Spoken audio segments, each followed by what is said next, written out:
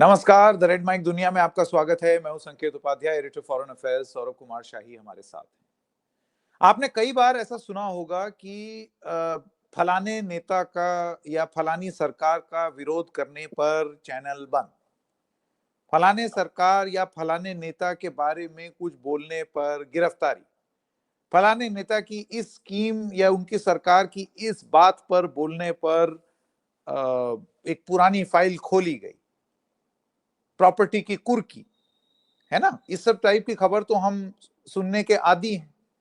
लेकिन अमेरिका में भी ये होता है, और वो भी जजेस के खिलाफ, कि मतलब जो जज नेताजी को रास ना आए उसको उठवा लो, गिरफ्तार करवा लो।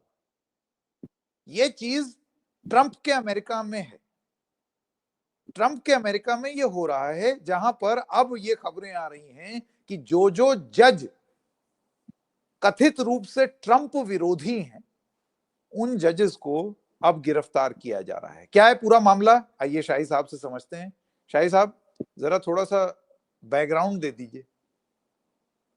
जी संकेत।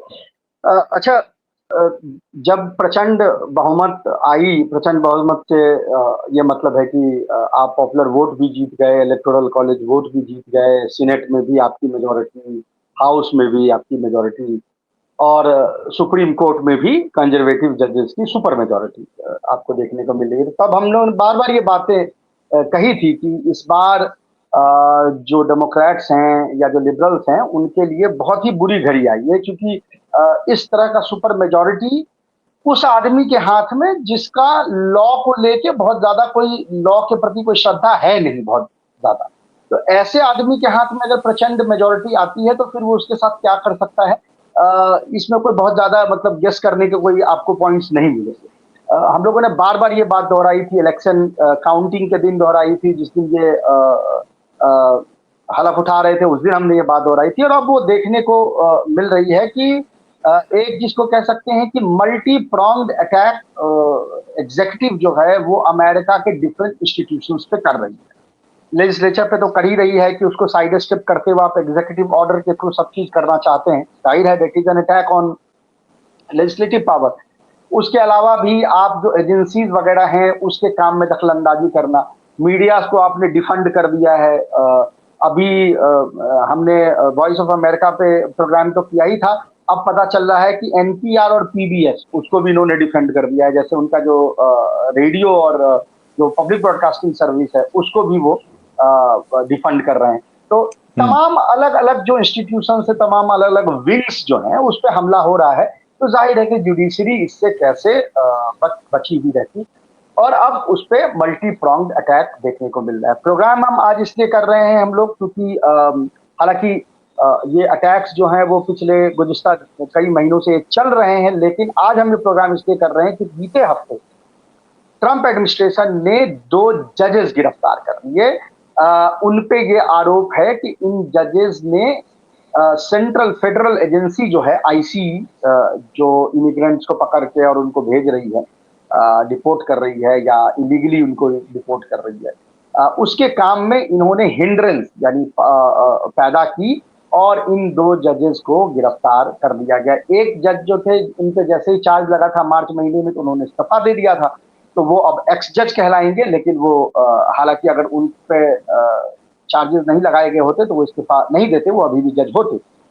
तो वो जो जज हैं उनको भी गिरफ्तार किया गया। जोएल कानू नाम है उनका, न्यू मैक्सिको जो स्टेट है अमेरिका का, उसके जज हैं, उनको गिरफ्तार किया गया है। और दूसरे जज जो हैं वो फीमेल जज हैं।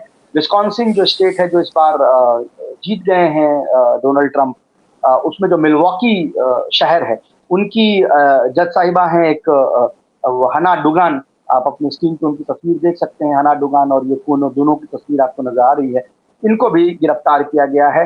दोनों पे अलग अलग आरोप लगाए गए हैं। ये जो हना डुगान है उन पे ये आरोप लगाया गया कि उनके यानी कोर्ट में एक आदमी आया था जिसकी उस दिन पेशी होने वाली थी, और उसको पेशी से पहले ही गिरफ्तार करने के लिए आईसी के एजेंट्स जो है वो कोर्ट हाउस में पहुंचे हुए थे।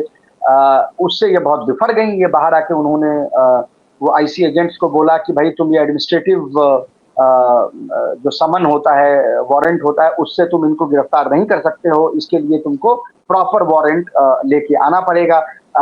उससे वो नागवार गुजरा उन पे।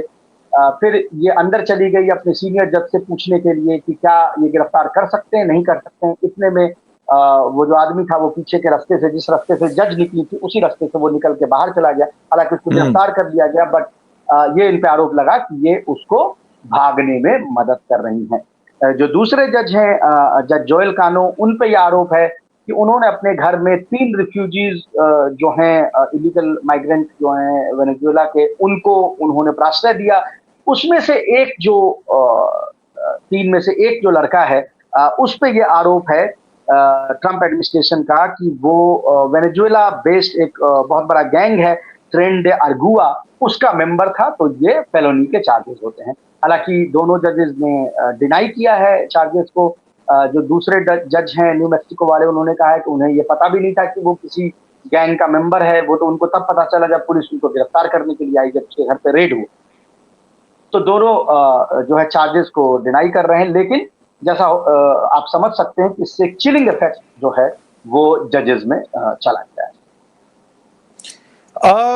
ये क्यों किया जा रहा है शाही साहब? क्योंकि क्या है कि ये कोई वन ऑफ केस नहीं है, आपने इतने सारे केसेस गिनाए गए, तो क्या ये जजेस को सेट करने के लिए किया जा रहा है कि अब बाकी, जैसे आपने बोला चिलिंग इफेक्ट अमंग अदर्स, कि हमारे खिलाफ कोई जजमेंट दे ना देना, वरना देख लो।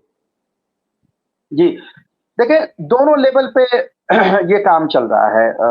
कई बार होता है ना, straight from the horse's mouth, हमें बताने की जरूरत नहीं है, हमें हमें कयास लगाने की जरूरत नहीं है। अगर अटॉर्नी जनरल अपनी जबान से खुद ही कह रहा है तो भाई भैया वो तो that is straight from the horse's mouth. उसमें फिर हम क्या कहें कि उनका इसके पीछे क्या मकसद है।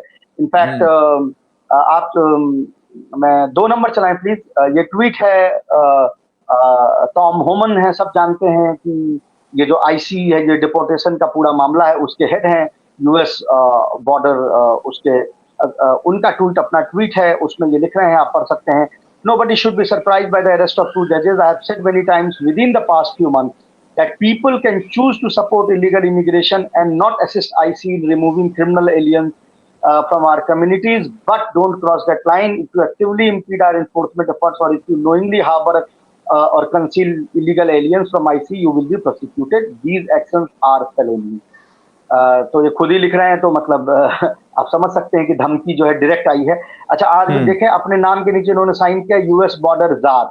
जार जो है वो इनफॉर्मल वर्ड हम लोग यूज करते हैं। जो आदमी खुद इतना मंत्र मुग्ध हो कि अपने नाम के नीचे में जार लगा रहा है वर्ड, इनफॉर्मल एड्रेस है, अपने आप को आप जार नहीं लिखते हैं।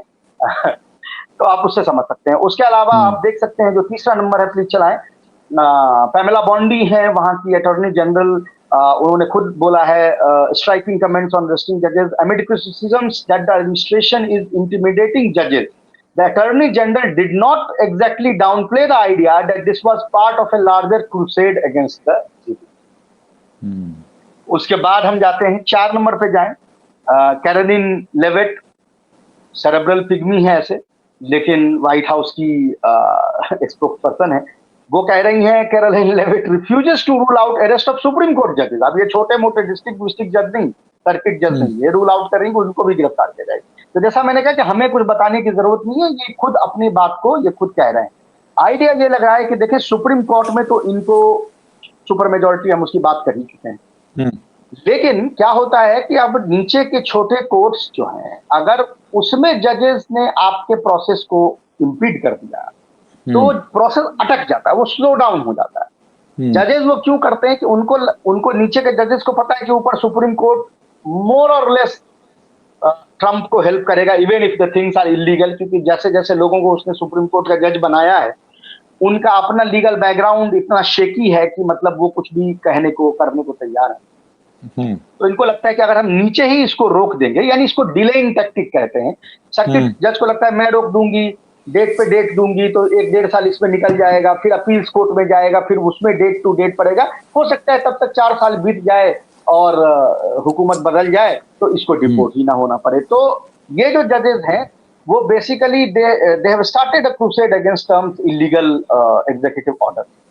अब ये चीज अगर ये जजेस समझ रहे हैं तो ये चीज ट्रम्प भी समझ रहा है कि भाई कितना जल्दी हम ये चिलिंग इफेक्ट कर दें कि नीचे के जजेस जो हैं वो सीधे भेज दें ऊपर। ये बहुत ज्यादा कोई फर्क, इसको आप अगर दूसरे कंट्री में देखें, भारत में भी देखें, नीचे के जजेस जो हैं तुरंत फांसी लिखते हैं किसी भी चीज में, उनकी इतनी हिम्मत नहीं होती कि वो कोई स्ट्रांग जजमेंट ले ऊपर, जिसको कहते हैं ना हम लोग की किकिंग द कैन अपवर्ड्स।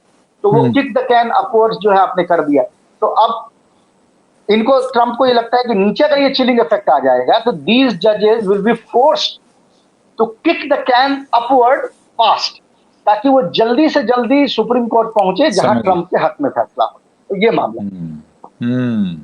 आप मुझे ये बताइए शाही साहब कि ये तो जज का काम होता है न्याय दिलाना, है ना।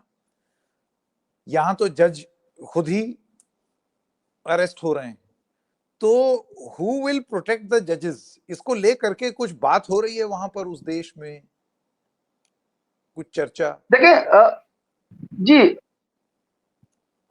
एक तो पहले तो ये देखना होगा कि जब से ट्रंप आए हैं और इस तरह का जो उन्होंने अपना एक अथॉरिटेरियन मोड में वो जो आए हैं, तो रेसिस्टेंस आ कहां से रही? रेसिस्टेंस अमेरिका में कहां से आती है? लेबर यूनियन से आती है।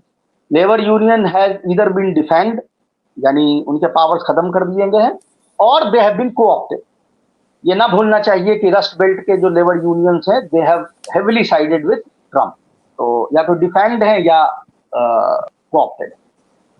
देन सेकेंड एवेन्यू क्या हो सकती है कि पॉलिटिकल प्रोटेस्ट हो। तो डेमोक्रेट पार्टी ऐसी थरथराई हुई है डर से कि आधे से ज्यादा लोग तो, मतलब अभी मैं आपको बताऊं, 3 दिन पहले एक सीनेट में एक सेंसर मोशन मूव किया गया टैरिफ। सेंसर मोशन मूव करने वाले में जो की मेंबर्स थे वो रिपब्लिकन पार्टी के थे, और ये सेंसर मोशन पास हो जाता, लेकिन एक डेमोक्रेट जज जो है वो डर से वोट नहीं किया। डेमोक्रेट सॉरी सीनेटर ने डर से वोट नहीं किया, और 49-49 टाई ब्रेकर हो गया। 40-49 हो जाता है तो आपको पता ही है कि फिर तो वाइस प्रेसिडेंट आके उसको ब्रेक कर सकता है in favour of the government. तो जब एक छोटा सा सेंसर जो नॉन बाइंडिंग है, जिसमें सिर्फ आपको गाली दी जा रही है, उसमें अगर इनकी ये डरे हुए हैं, ये वोट नहीं कर सकते हैं, तो इनसे और क्या उम्मीद है आपको? ये सड़कों पे उतरेंगे और विरोध करेंगे। जजेस गिरफ्तार हुए, हालांकि बहुत सारे डेमोक्रेट पार्टी के सीनेटर्स, कांग्रेसमैन, गवर्नर्स ने इसका विरोध किया है, लेकिन बहुत सारे डेमोक्रेट सीनेटर और ये जो हैं उन्होंने विरोध नहीं किया है या मिली माउथेड है, यानी वो लिजलिजा बयान दे रहे हैं। हाँ हाँ हाँ हाँ, समझ गया। तो इससे आपको लग सकता है कि तो लास्ट एवेन्यू मतलब लेफ्ट इज जुडिशरी। पुरजोर विरोध नहीं किया, मैं नहीं समझ कर गया रहे, आपकी नहीं बात। कर रहे। ये लास्ट पिलर की आप जो बात कर रहे थे वो, सॉरी। हाँ जी जी, अब तो लास्ट पिलर, फिर उसके बाद क्या बचता है? जुडिशरी बच रही है। Media has largely been silenced. तो अगर ये लास्ट पिलर जो है वो जुडिशरी है अगर, तो जाहिर है कि उसमें अगर तुम चिलिंग इफेक्ट डाल दोगे तो उनको प्रोटेक्ट करने के लिए कौन है, नहीं है, उसकी पूरी प्रोसेस है। अब अगेन अगर ये केसेस ऊपर जाती हैं, सुप्रीम कोर्ट के पास जाती है कंप्लेंट, तो supreme court will side with the government. हाँ, एक चीज जरूर है कि अगर इन जजेस को इम्पीच करने के लिए पार्लियामेंट में वोट आता है, यानी कांग्रेस में वोट आता है, तो इतना जरूर श्योर है कि इतने वोट्स तो वहां पे ट्रंप के अगेंस्ट में है कि इनको इम्पीच नहीं किया जाता। लेकिन इम्पीच करने की जरूरत नहीं है ना, इम्पीच करने की जरूरत है नहीं। अगर वो डर गए और वो खुद ही ये काम करने लगे तो इम्पीच करने की जरूरत कहां रह जाती? सही बात है। शाही साहब, मुझे ये बताइए कि ये आपने बार बार इस बात का जिक्र किया, और आज ही नहीं, आप कई पहले के प्रोग्राम्स में भी इस बात का जिक्र कर रहे हैं कि सुप्रीम कोर्ट जजेस will side with the government. भाई, जज तो कानून से बाध्य होता है, यानी कि अगर तथ्य कुछ बता रहे हैं तो उसके हिसाब से आप जजमेंट देंगे। तो ये प्रो डेमोक्रेट और प्रो रिपब्लिक जज हो जाने की गुंजाइश कहां से आती है? ये संविधान और कानून इसकी इजाजत कैसे देता है? मतलब फिर तो कोई जी कोई स्कोप ही नहीं है जूनियर जजेस के पास न्याय का। जी बिल्कुल। तो अव्वल ये होता था अभी तक कि वो चेक एंड बैलेंस बना रहता था ना। वो अगर आप 6 एक तरफ के हैं, 5 एक तरफ के हैं, तो और दूसरा ये भी होता था कि जो ढंग के जजेस हैं, जैसे पास्ट में रिपब्लिकन जजेस जो आते थे वो एक सर्टेन उनकी पेडिग्री होती थी, पेडिग्री से आते थे। शाही साहब, तो मेरा वो क्या मेरा होता सवाल था थोड़ा सा अलग है। जी मेरा सवाल ये है कि जज तो कानून के, भाई वकील एक साइड का हो सकता है, जज तो जज बना ही इसलिए है कि वो निष्पक्ष हो, कि वो सब लोगों को तथ्यों के आधार पर सुन करके जजमेंट दे। तो ये इतना ओपन कैसे है कि जज खुद ही बता दे रहा है कि भाई मैं, तो ये क्या कोई मतलब बहुत ओपन सीक्रेट है कि वो दावा करते हैं कि हम निष्पक्ष हैं लेकिन वो एक तरफ झूलते हैं, या फिर ये एकदम खुला खेल फर्रुखाबादी है अमेरिका में कि देखिए, हाँ हमें एक हूं है? तरीके से तो जब जी जी कॉन्स्टिट्यूशन में अगर इसका प्रावधान दिया गया है कि आप अपॉइंट कर सकते हैं, तो इसका मतलब खुला खेल फर्रुखाबादी है ना। मतलब वो हम्म, देखिए, आइडिया ये था, जो कॉन्स्टिट्यूशन मेकर्स थे अमेरिका के, आइडिया उनका ये था कि ठीक है, आप जजेस को अपॉइंट करेंगे, अपने पसंद के जजेस को आप अपॉइंट करेंगे, लेकिन उनकी तवक्को ये थी कि अगर जज एक सर्टेन पेडिग्री से आ रहा है, तो वो अगर बैठेगा उस गद्दी पे जाके तो वो जज बन जाए। यानी हम्म, वो उसके अपने वो हो सकते हैं, लेकिन वो कानून सम्मत फैसला करेगा, कानून में जो है समझ वो गया। फैसला करेगा, चाहे उसकी अपनी वो। ये इसको ऐसे हम्म, समझिए, जो हम लोग बचपन में कहानी पढ़ते थे मुंशी प्रेमचंद की, आपको याद होगा पंच परमेश्वर। अब हम्म, पंच परमेश्वर अगर कहानी आपको याद हो, उसमें अलगू शेख और अलगू चौधरी और जुम्मन शेख, हम्म, दो दोस्त थे जिनकी कहानी थी, और उसमें ये अंत में होता है कि जब वो पंच बनता है, तो सडनली जब जाके बैठता है तो उसको लगता है, पहले वो सोचता है कि मैं बदला निकालूंगा, लेकिन जब वो पंच बनता है तो एकाएक उसको ख्याल आता है कि वो भगवान है, मतलब वो उसके प्रति उसका एक दायित्व है, उस पर एक जिम्मेदारी है।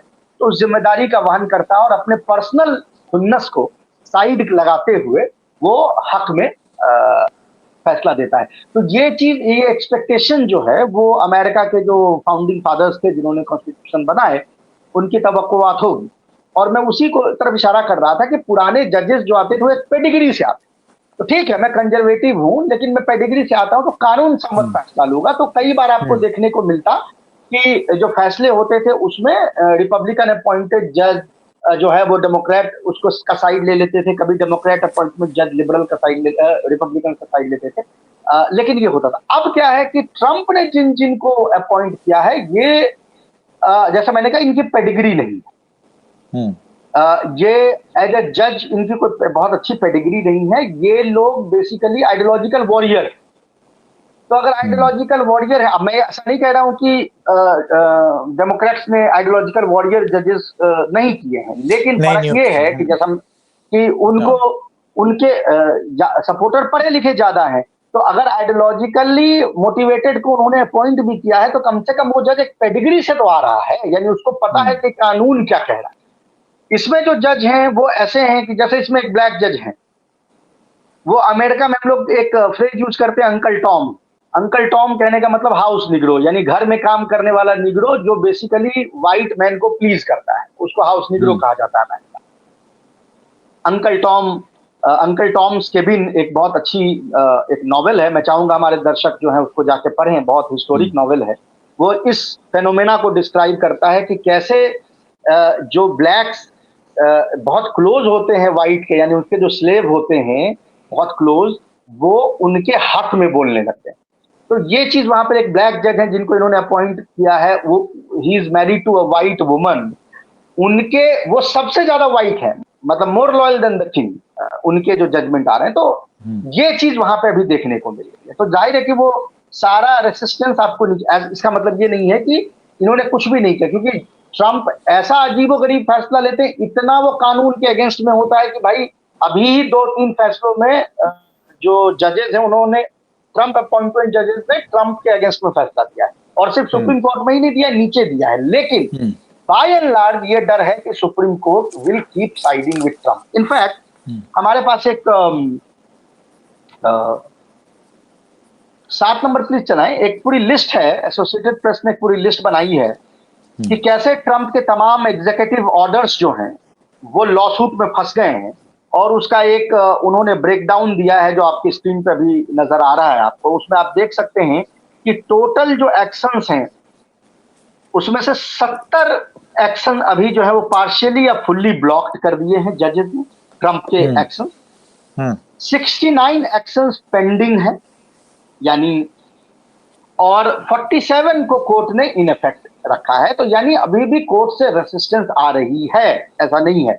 उसके बाद ये लिस्ट फर्दर नीचे जाती है जो हमने अभी शेयर नहीं किया है, पर उसमें उन्होंने इन सारे केसेस का ब्रेकडाउन किया है कि इसमें से कितने जज जो हैं वो ट्रम्प अपॉइंटेड हैं, कितने कौन अपॉइंटेड हैं। तो इसमें देखा गया है कि बाज वक़्त 8 नंबर चलाएं, ये सिर्फ लेफ्टिस्ट जजेस नहीं है, यानी लेफ्टिस्ट ट्रम्प की भाषा में, ऐसे तो क्या अमेरिका में लेफ्टिस्ट, लेकिन ये सिर्फ डेमोक्रेट जजेस नहीं है, इसमें बार बार यानी पिछले 2 हफ्ते में 3 दफे रिपब्लिकन अपॉइंटमेंट जजेस जो हैं उन्होंने भी ट्रम्प को लताड़ा है, और 1-2 केसेस में तो ट्रम्प अपॉइंटेड जजेस ने भी ट्रम्प को लताड़ा है।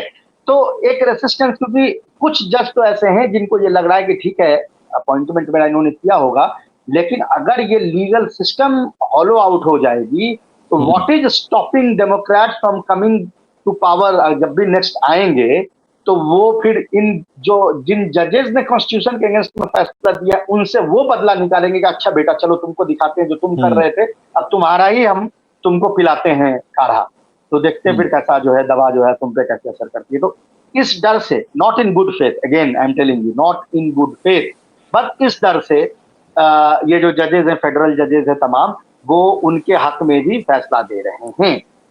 अब उसके लिए ट्रंप ने जो ये मागा क्राउड कैंड निकाली, वो अगेन बिल्कुल ऐसा लगता है कि भारत और वहां पे कोई फर्क नहीं है, कि जिन जजेस ने ट्रंप के अगेंस्ट में फैसला दिया है, मागा क्राउड उनके फैमिली को टारगेट कर रही है, बेटी का फोटो शेयर कर देना, बीवी को रेप की धमकी देना, गालियां देना, मतलब ऐसा लग रहा है कि मतलब सेम सिनेमा चल रहा है। और उनके यानी जिसको हम डॉक्सिंग कहते हैं, यानी उनके पर्सनल डिटेल्स जो हैं वो सोशल मीडिया पे शेयर कर देना, और उसके बाद मतलब तमाम वो चीजें जो हैं वो आपको नजर आएगी। 9 नंबर चलाया जाए प्लीज। रॉयटर्स ने इनफैक्ट रिपोर्ट भी किया है इसके ऊपर में, एक लंबा रिपोर्ट है, मैं चाहूंगा कि दर्शक जाके इस रिपोर्ट को पढ़ें कि कैसे इनको टारगेट किया जा रहा है। These judges ruled against Trump, then their families came under attack. As federal judges ruled against the Trump administration in dozens of politically charged cases, the families of at least 11 of the jurists have been targeted with threats and harassment. तो यानी multi pronged attack, chilling effect, तुमको गिरफ्तार करेंगे उससे chilling effect होगा, धमकी पहले से देना कि देखो तुमको गिरफ्तार करेंगे, जेल में सड़ा देंगे, और तीसरा कि अपने मागा क्राउड को, अपने आईटी सेल वाले को उन पे छोड़ देना कि उनके बीवी बच्चों का को डॉक्स करो और उन पे हैरेसमेंट, रेप, थ्रेट, ये तमाम चीज जो है। तो ये एक पूरा का पूरा आप देख सकते हैं, वर्ल्ड्स ओल्डेस्ट डेमोक्रेसी जो है उसके फंक्शनिंग को आप देख सकते हैं। मेरा आखिरी सवाल शाहिद साहब, और वो ये है कि अभी कुछ दिन पहले एक एपिसोड हम लेकर के आए थे कि कितने 100 ही दिन में अलोकप्रिय हो गए हैं डोनाल्ड ट्रंप। इतना ज्यादा अलोकप्रियता की ओर बढ़ता हुआ इंसान ऐसे कदम ले ले और अलोकप्रियता के चलते इस पर चूं भी ना हो, बातचीत भी ना हो, ये कैसे हो रहा है? क्या साइलेंट रिजेंटमेंट है ट्रंप के खिलाफ, या फिर दिखेगा गुस्सा कि जो वो कर रहे हैं? क्योंकि सर्वे तो कहते हैं वो अलोकप्रिय होते जा रहे हैं तेजी से। जी बिल्कुल। अच्छा, अब ये है कि मैं उसमें जो प्यू का सर्वे था उसमें हम लोगों ने चूंकि सिर्फ अप्रूवल रेटिंग की बात की थी, तो हमने इन चीजों पे बात नहीं की थी, ये जो एस्पेक्ट था। तो मैं यहाँ पे पढ़ देता हूँ अभी, तो उससे क्लियर हो जाएगा। जो कोर्ट्स के प्रति जो लोगों की श्रद्धा है अमेरिका में, मेजॉरिटी ऑफ पीपल दोनों पार्टी को अनफेवरेबल देते हैं, डेमोक्रेट को भी और रिपब्लिकन को भी। लेकिन ये है कि अगर आप कोर्ट के तरफ देखें कि उनका कोर्ट के प्रति क्या व्यू है, तो आप देख सकते हैं कि मेजॉरिटी जो है वो कोर्ट को फेवरेबली व्यू करती है। इसमें कोई दो राय नहीं है कि सुप्रीम कोर्ट के लिए अप्रूवल रेटिंग जो है वो कम हुआ है। व्यूज ऑफ सुप्रीम कोर्ट का एक इन्होंने 1987 से एक ट्रैकिंग सर्वे किया है अभी तक का, और ये पहली बार 1987 से जब ये ट्रैकिंग सर्वे प्यू ने किया है सुप्रीम कोर्ट को, ऐसा पहली बार हुआ है हिस्ट्री में 87 से कि सुप्रीम कोर्ट की अनफेवरेबिलिटी फेवरेबिलिटी से ज्यादा हो। Total people who have unfavorable view of Supreme Court is now 51% compared to 47% who view the Supreme Court favorably. तो 4% का यहाँ गैप है। मैं यहाँ दर्शकों को बता दूं कि ये कोई 19-20 का खेला नहीं है। जनरली ये जो नंबर होता है वो 20 और 70 का होता है। फेवरेबिलिटी 60 से 70-75 के बीच हिल रही होती है, अनफेवरेबिलिटी 15 से 25 के बीच हिल रही है। तो वहां से वो गैप सिकुड़ता हुआ आ रहा है जो 51-47 पे है। तो आप समझ सकते हैं कि कितना फास्ट, कितना अनफेवरेबल व्यू सुप्रीम कोर्ट का हुआ है। जाहिर है कि जो डेमोक्रेट हैं उसमें फेवरेबल व्यू सुप्रीम कोर्ट का 30% है, लेकिन वेरी सरप्राइजिंग रिपब्लिकन में भी फेवरेबल व्यू जो सुप्रीम कोर्ट का है वो 73% ही है। यानी 27% रिपब्लिकन भी सुप्रीम कोर्ट को फेवरेबल व्यू में नहीं ले रहे हैं, क्योंकि उनको भी समझ में आ रहा है कि this is moving towards an undeclared dictatorship. क्योंकि जो एवरेज जितना फेवरेबल व्यू होता है सुप्रीम कोर्ट का, उतना तो रिपब्लिकन सिर्फ दे रहे हैं। यानी अगर उसमें से आप माइनस उसमें ऐड कर देंगे नंबर डेमोक्रेट का, तो वो घट के, जैसा मैंने कहा, 47 पे फेवरेबल चला जा रहा है। तो ये चीज आपको वहां पे दिख रहा है। फेडरल जजेस जो हैं, यानी फेडरल जजेस का मतलब ये नहीं कि सुप्रीम कोर्ट के, जो जजेस फेडरल कोर्ट्स में होते हैं, वहां पर फिर से दर्शकों को मैं याद दिला दूं, अनलाइक इंडिया, अमेरिका जो है वो फुल फेडरेशन, तो यानी वहां स्टेट में भी फेडरल कोर्ट्स होते हैं, स्टेट सुप्रीम कोर्ट्स होते हैं। उसकी फेवरेबिलिटी बहुत हाई है, 92%, 93%, रिपब्लिकन में 92%, डेमोक्रेट में 93%। लेकिन ऊपर के जजेस जो हैं, तो इससे आपको पता चला। आप देखिए, ये सिर्फ हम ही तो नहीं देख रहे हैं ना, ये तो ट्रंप एडमिनिस्ट्रेशन भी देख रहा है। तो उसको पता है कि ये यहाँ फेवरेबल है, तो इसको चिलिंग इफेक्ट से मारो, और ऊपर तो हमारा काम वो करेगा। तो आप देख सकते हैं कि फ्यू में भी उसने कहा। इसके अलावा मैं एक चीज और दिखाना चाह रहा था यहाँ पे, views on how Trump administration govern, कि ये जो हमारे प्रोग्राम का वो भी है कि एग्जीक्यूटिव वर्सेस जुडिशरी, तो उस पे जो रिकॉर्ड है वो ये, about half of the American says Trump is doing too much by executive order. खुद ही कह रहे हैं, ठीक है। ये जो कह रहे हैं too much by executive order, इनकी पूरी संख्या है 51, ठीक है। और जो कह रहे हैं कि राइट अबाउट राइट, वो सिर्फ 27% है। यानी आपके इस एक्शन को, ये यानी जुडिशरी और लेजिस्लेचर को अंडरमाइन करने के एक्शन का सपोर्ट 27% है, और 5% कह रहे हैं टू लीड, 27-5 32% आपको सपोर्ट कर रहे हैं, 51% विरोध में, ठीक है। इसके अलावा अगर आप ये देखिए कि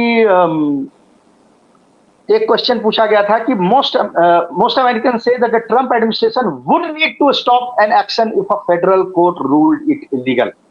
इसमें टोटल जो है वो 78% लोग कह रहे हैं कि उनको ये रोकना पड़ेगा, जिसमें कि 65% रिपब्लिकन कह रहे हैं कि आपको अगर ऑर्डर का वो करना पड़ेगा, ऑर्डर को आप उसको आप वादा खिलाफी नहीं कर सकते, मुखालिफत नहीं कर सकते, ये रिपब्लिकन भी कह रहे हैं। तो जैसा मैं कह रहा हूं, वाइडली अनपॉपुलर है, लेकिन ऐसे भाई ट्रंप को अगली बार तो बनना नहीं है, वो क्यों, उनको क्या गरज है कि वो देखेंगे कि वाइडली अनपॉपुलर है या पॉपुलर। बिल्कुल, ये एक्सप्लेन करता है एक्शंस की तीव्रता को, कि अब जो होगा देखा जाएगा, बनेंगे नहीं बनेंगे। हालांकि आर्या पार, लेकिन वो ऐसी ख्वाहिश जाहिर कर चुके हैं कि कुछ परिस्थितियों में तीसरी बार भी लड़ना पड़ता है। इतिहास का जिक्र किया था उन्होंने। बहरहाल पूरा एकदम फुल थ्रॉटल डोनाल्ड ट्रंप और उनका प्रशासन जा रहा है जजों के खिलाफ, और इस वक्त अभी जज की आवाज बनने में कोई इच्छुक नहीं है, या उस तरीके से स्वर बुलंद नहीं है जैसे कि आमतौर पर हो जाने चाहिए थे। अब ऐसे में आगे क्या होगा अमेरिका में, हम देखेंगे। बहुत बहुत धन्यवाद शाही साहब हमारे साथ जुड़ने के लिए। दर्शकों, आपका भी। फिर मिलेंगे किसी और मुद्दे के साथ, तब तक के लिए नमस्कार।